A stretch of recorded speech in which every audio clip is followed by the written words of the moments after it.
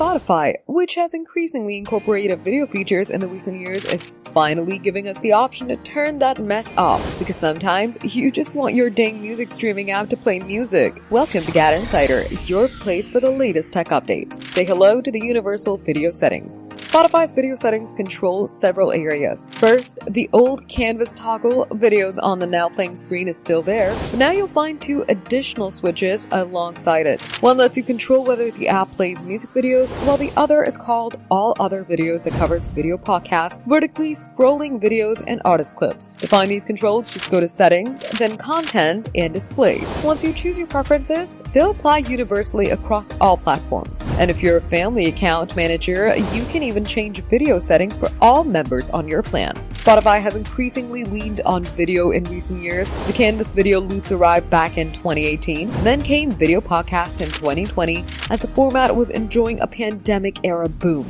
Then Spotify added music videos 2 years back in 2024, although they didn't arrive in the US until late last year. Then there are artist clips, the 30-second vertical videos where creators can send intimate and promotional messages to their fans. The company claims that over 70% of its users say that the addition of video content has enhanced this experience. So don't be surprised if more video features arrive in the future. But if you don't like it, fortunately, Spotify recognized that certain probably older users don't want or need a TikTok-ified music app, and now they can shove these features to the side. For more updates, subscribe to GadInsider, like and share the video, and don't forget to press the bell icon so you never miss any update.